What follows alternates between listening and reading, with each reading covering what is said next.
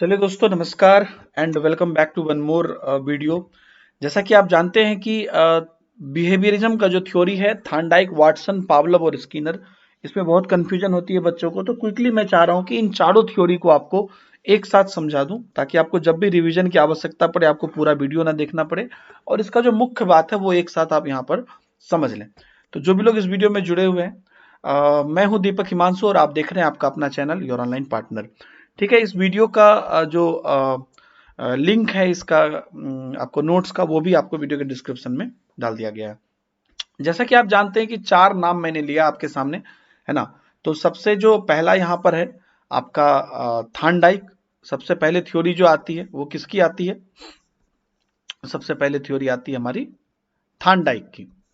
ठीक है, तो और दूसरी थ्योरी जो आती है वो वाटसन की। थार्नडाइक ने बिल्ली पर प्रयोग किया था और वाटसन ने किस पर प्रयोग किया था? चूहे पर, क्या क्या कहते हैं, खरगोश पे प्रयोग किया था। और उसके बाद हमारा आता है आपका पावलव। पावलव का कुत्ता, मतलब पावलव ने कुत्ते पर प्रयोग किया था और स्किनर ने चूहे पर प्रयोग किया था। ठीक है, तो यही चार प्रयोग है। आप देख सकते हैं यहाँ पर ऊपर में आपको बिल्ली दिखाई दे रही है, ये आपका थार्नडाइक का है, वाटसन का खरगोश है और पावलव का कुत्ता है और स्किनर का चूहा है। ध्यान से समझेंगे, एक एक चीजों को सब लोग यहाँ पे देखते जाइएगा।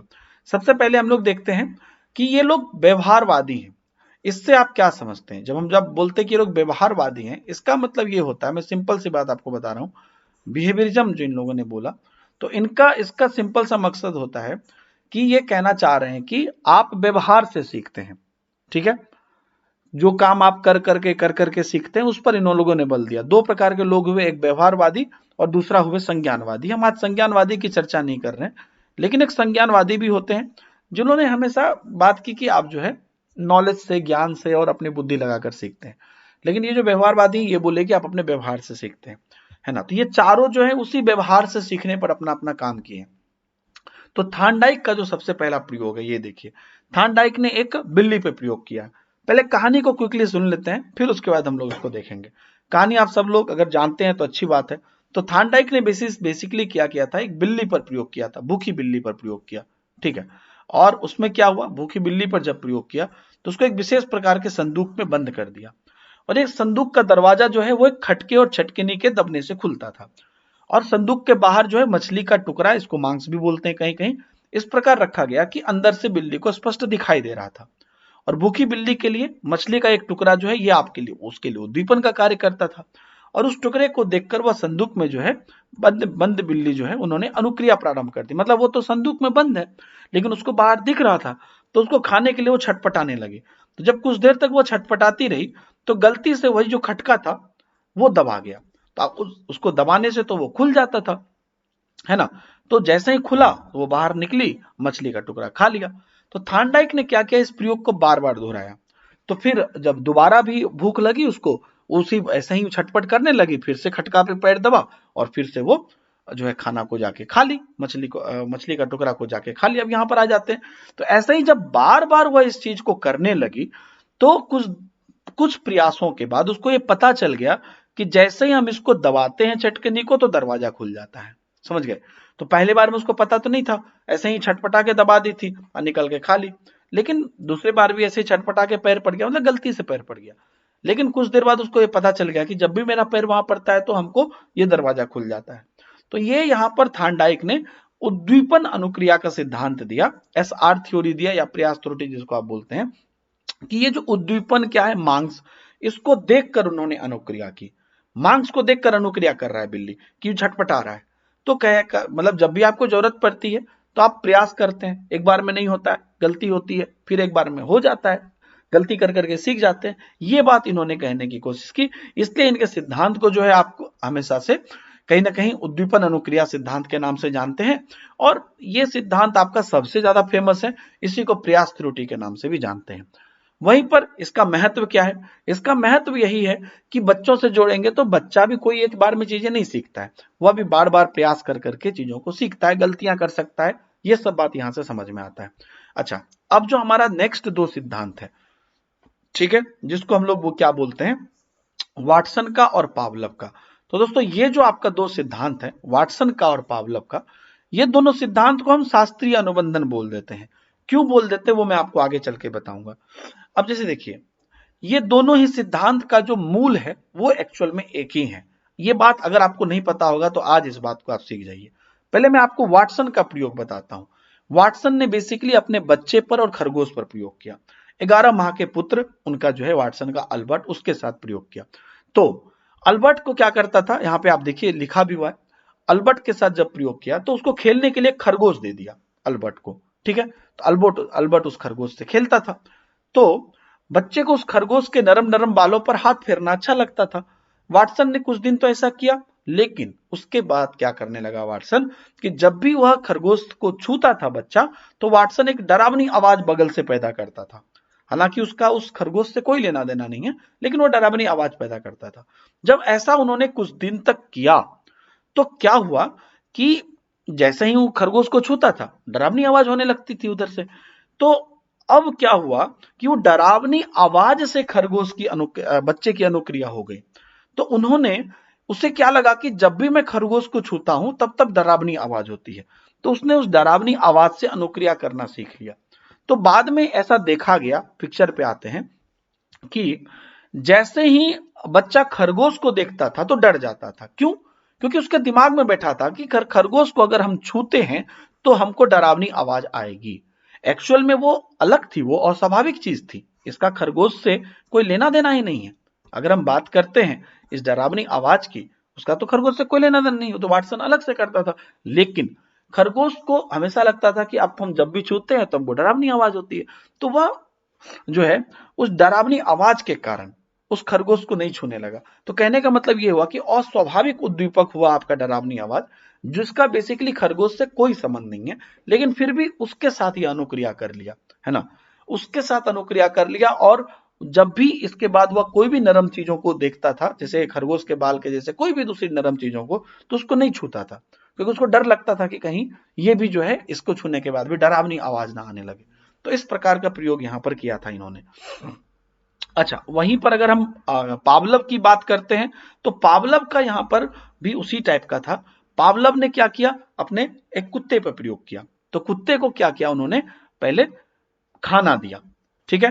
तो यहां पर एक काम उन लोगों ने किया, कुत्ते की जो, क्योंकि देखिए खाना के लिए जब आप कोई चीज चाहते हैं तो आपके मुंह में लार आता है ना, जैसे कुछ पसंदीदा सुनते हैं देखते हैं तो लार आता है। तो उसको लार को इकट्ठा करके ये देखने लगा कि इसको खाने का मन कितना है, ठीक है। तो उससे उसको पता चलने लगा।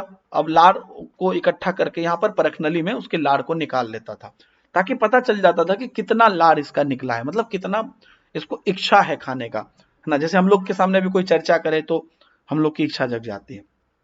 अब उसने क्या किया कि जब भी कुत्ता को खाना देता था, ठीक है, तो घंटी बजा देता था। समझ गए बात? अब भोजन देने की व्यवस्था की, अब घंटी बजा देता था, तब कुत्ता को खाना देता था, ठीक है। तो अब क्या होने लगा कि घंटी बजाता खाना देता, घंटी बजाता खाना देता, तो कुत्ता खाना जैसे ही देखता, कुत्ता खाना, कुत्ता के मुंह में लार आ जाता, और उसके बाद कुत्ता जो है खाना खा लेता। कुछ दिन बाद उन्होंने क्या किया कि खाली घंटी बजा के छोड़ दिया, खाना नहीं दिया। लेकिन क्योंकि कुत्ता के दिमाग में यह था कि घंटी बजने से खाना आता है, और खाना आने से उसको लार आता था, तो अब वो घंटी बजने से ही उसका वही उत्साह जग जाता था, क्योंकि उसके दिमाग में था अब तो खाना आएगा, तो ऑटोमेटिकली उसके मुंह में लार आने लगा। मतलब कि अब अगर सिर्फ और सिर्फ केवल घंटी बजा दिया गया, फिर भी उसके मुंह में लार आ गया। तो कहने का मतलब क्या हुआ, यहां पर भी वही बात हुआ कि ये भी उसका स्वाभाविक उद्दीपक नहीं है। बेसिकली वो खाना नहीं है, घंटी खाना तो है नहीं, लेकिन क्योंकि दोनों चीज साथ में होती थी, तो इनको जो है अब घंटी से भी अनुक्रिया होने लगा। तो ये यहां पर भी यही बोलने लगा कि भैया अस्वाभाविक उद्दीपक है वो, है ना, लेकिन उसके प्रति जो है वो स्वाभाविक अनुक्रिया कर रहा है। उसमें भी देखा कि लार उतना ही निकल रहा है घंटी के कारण भी। ये सिंपल ऐसे ही क्वेश्चन आपको एग्जाम में आते हैं कि जैसे कि मैं रिसेंटली मैंने कराया है बच्चे को, कि जैसे कि आपको क्लास की घंटी लगती है तो आपकी छुट्टी होती है, और आपके स्कूल में मान लीजिए स्कूल बस होती है, तो वो क्या, जैसे जब भी छुट्टी होने वाली रहती है तो स्कूल की बस भी आने लगती है। तो कई बार क्या होता है कि आपकी घंटी लगी नहीं है, लेकिन जैसे आप देखते हैं कि स्कूल की बस आ रही है, तो आपको समझ में आ जाता है कि टाइम होने होने वाली है और घंटी बजने वाली है। तो एक्चुअल में घंटी अलग चीज है, स्कूल की बस अलग चीज है, लेकिन दोनों में आपका रिलेशन हो जाता है। तो घंटी अब बजेगी इसका पता आपको स्कूल के बस आने से लग जाता है कि अब स्कूल की बस आ रही है, हम लोग को ले जाएगी, इसका मतलब कि अब घंटी बजने का टाइम हो गया। तो इसी को बोलते हैं अस्वाभाविक उद्दीपक। इस पर खूब प्रश्न आपको पूछा जाता है। तो ये तो कि आपका पावलव के बाद इसमें क्या है, जैसे इसका शैक्षिक ये क्या है कि कोई भी चीज, जैसे कि मान लीजिए प्रेम है, भय है, घृणा है ना, ये सब स्वभाव है जिससे आप किसी भी चीज पर बच्चों के संवेग को जोड़ सकते हैं। जैसे कि बोलते हैं कि ये कर लेंगे तो वो हो जाएगा, वो कर लेंगे तो वो हो जाएगा। तो कुछ चीजें अस्वाभाविक होती है लेकिन उसका हमारा रिलेशन हो जाता है किसी चीज से। जैसे आप भी अपने जीवन में देखते होंगे कि अभी कोई गाना बजता होगा, आपको कोई सीन याद आ जाता होगा, तो गाना तो अभी बज रहा है, उसका उस सीन से एक्चुअल में कोई मतलब है नहीं, लेकिन उस समय पे मे भी कुछ हुआ होगा ऐसा जिस वजह से आपको याद आ जाता होगा। तो ये प्रयोग इसी प्रकार से आपका चलता है। और लास्ट वाला आपका आता है स्किनर का सक्रिय अनुबंधन, इसको क्रिया प्रसूत भी बोलते हैं। पावलव वाले को शास्त्रीय अनुबंधन बोलते हैं, इसको बोलते हैं क्रिया प्रसूत।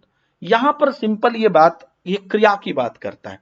जैसे चूहा यहां पे लेता है लोग, तो चूहा में क्या करता है कि चूहा को जो है यहां पर बेसिकली उन्होंने सफेद चूहा पे प्रयोग किया, और जिसमें उस चूहे को रखा उसको इन्होंने स्किनर बॉक्स बोल दिया, स्किनर बक्सा बोल दिया। 1930 में ये प्रयोग किया था। उसमें क्या किया था, उसमें एक छोटा सा मार्ग था जिसमें एक लीवर लगा दिया था, और उसका संबंध एक प्याले में खाने के टुकड़े से आ जाने से था। तो चूहा जब भी इस बॉक्स में जाता था, चूहा को जैसे ही छोड़ा जाता था तो ऑटोमेटिकली उसका लीवर पर पैर पड़ता था, खट की आवाज होती थी, और आवाज सुनकर वो आगे बढ़ता था। आगे जैसे ही बढ़ता था तो उसको खाने का टुकड़ा मिल जाता था। मतलब वह खाना जो है उसके लिए वह पुनर्बलन का कार्य करने लगा। क्योंकि अब यहां पर देखिए, यहां पर जो चीजें समझने वाली है कि बक्से में इस प्रकार की व्यवस्था की थी कि कोई शोर नहीं आएगा। तो अब यहां पर क्या समझ में आया कि चूहे का जो लीवर दबाने की क्रिया है, वो चूहा को जैसे ही भूख लगेगा वो लीवर दबाएगा। समझने की कोशिश करिए, है ना। जैसे ही भूख लगेगा चूहा यहां पर लीवर दबाएगा। चूहा भूखा होने के कारण अधिक सक्रिय हो जाता था, और जैसे ही उसको पता था कि हम लीवर दबाएंगे तो हमको भोजन मिलेगा। तो इनका कहने का मतलब क्या है कि आप जो क्रिया करते हैं, यहां पर अनुक्रिया को फोकस किया गया है ना। इसलिए इसको क्या कहते हैं, थार्नडाइक का उल्टा सिद्धांत भी बोलते हैं, है ना। थार्नडाइक एस आर थ्योरी बोलता है, इनको हम आर एस थ्योरी बोलते हैं, क्योंकि पहले अनुक्रिया करता है ना। क्योंकि इसको पता है कि हम लीवर दबाएंगे तो हमको खाना मिलेगा। जैसे कि भी अभी आपको पता है कि सीटेट का तैयारी करेंगे तो हमको जॉब मिलेगा, तो आप पहले अनुक्रिया करते हैं, तब आपका उद्दीपक आपके पास आता है। तो इसलिए यहां पर यह क्रिया प्रसूत जो है ये पुनर्बलन जो है उस पर बल देता है कि यहां पर भैया आप मेहनत करोगे, है ना, आपको चीजों को करने का रेनफोर्समेंट मिलेगा। वो किस चीज से मिल रहा है, आपको सीटेट से मिल रहा है, इसको खाना से मिल रहा है। तो इसको पता है कि हमको लीवर दबाने में मेहनत है, लेकिन मेहनत हम करेंगे क्योंकि हमको खाना मिलेगा। ये चीज यहां पर है। एक बार मैं आपको चीजों को एक साथ समराइज कर देता हूं, सब लोग ध्यान से देखिए। देखिए, सबसे पहले हमने क्या बोला आपको, सबसे पहले हमने बोला कि भैया देखिए, जो थार्नडाइक है, थार्नडाइक ने बिल्ली पे प्रयोग किया, तो वो सिंपल सी बात थी, वो पहले खाना देखता था, खाना देखने के कारण छटपटाने लगा, और वहां से वह चीजों को है छटकनी को खुद मतलब गलती से दब गया एक बार, बाद में वह पूरी तरीके से उसको पता चल गया कि इसी से होता है। तो ये किस वजह से होता था, उद्दीपक, उद्दीपक क्या, खाना, खाना के कारण होता था। तो इसलिए वह खाना के कारण ये जो है छटकनी दबाना सीख गया, या वहां पे छटकनी दबाने से गेट खुलता है, ये बात सीख गया। तो ये आपका हो गया किसका, थार्नडाइक का। वाटसन का क्या, वाटसन क्योंकि खरगोश पे जैसे ही छूता था तो बाद में उसके साथ साथ जो है बहुत डरावनी आवाज निकालने लगा। तो उसको, बच्चा को यही लगने लगा कि भैया जैसे ही कोई हम खरगोश को छूते हैं या कोई नरम बाल वाले चीजों को छूते हैं तो डरावनी आवाज आने लगती है। तो इसलिए उसको मतलब डरावनी आवाज जो है उसको लगा कि इसी को छूने से आती है, तो इसलिए उसको उस छूने से भी डर लगने लगा। तो आप देख रहे कोई तीसरी चीज है, लेकिन फिर भी उसको खरगोश से भी डर लगने लगा और कोई भी नरम बाल की चीजों से डर लगने लगा। वहीं पर पावलव का कुत्ता में हो गया कि उसको घंटी बजा देता था, तो बाद में खाली घंटी ही बजाया फिर भी उसको उससे एनर्जी आ गई, उस फिर भी उसको उसके लाड़ आ गया। मतलब क्योंकि उसको घंटी अब खाने जैसा महसूस होने लगा, मतलब उसको लगा कि अब तो खाना आ ही जाएगा, इसलिए उसको लार आने लगी। तो ये घंटी का कोई मतलब है नहीं, लेकिन फिर भी वो उद्दीपक का काम यहाँ पर इसके लिए कर दिया। स्किनर ने तो पूरा उल्टा बोल दिया, बोला कि आप क्रिया इसलिए करते ही हैं क्योंकि आपको कुछ चाहिए, आपको उद्दीपक चाहिए, तो आप इतना मेहनत करते हैं ताकि आपको कुछ चाहिए। तो उन्होंने क्रिया पर बल दिया। इसलिए यही है थार्नडाइक का जो सिद्धांत है, इसको हम लोग प्रयास त्रुटि सिद्धांत बोल देते हैं या एसआर थ्योरी बोल देते हैं। व्यवहारवाद वाटसन का जो सिद्धांत है ये नॉर्मली व्यवहारवादी है, लेकिन हम इसको शास्त्रीय अनुबंधन से जोड़ते हैं क्योंकि यहाँ पर भी किसी तीसरे चीजों से जो है अनुबंधन हो जाता है, दूसरी चीजों से। वही चीज पावलम में भी है। और बाकी ये जो है स्किनर है, ये पूरा पूरी आपका उल्टा है थार्नडाइक का। ये पहले अनुक्रिया करता है, मेहनत करता है, फिर उसको उद्दीपक मिलता है, उद्दीपक के इच्छा में ही अनुक्रिया करता है। तो ये यहाँ पर अनुक्रिया पहले होती है, और यहाँ पर जो है इसको सिद्धांत को क्रिया प्रसूत के नाम से जाना जाता है। यही पूरा सिद्धांत है। क्वेश्चन इतना पे ही आपको घुमा घुमा के पूछेगा। Thank you very much. मिलेंगे ऐसे ही नए नए वीडियो में। Bye bye. जय हिंद।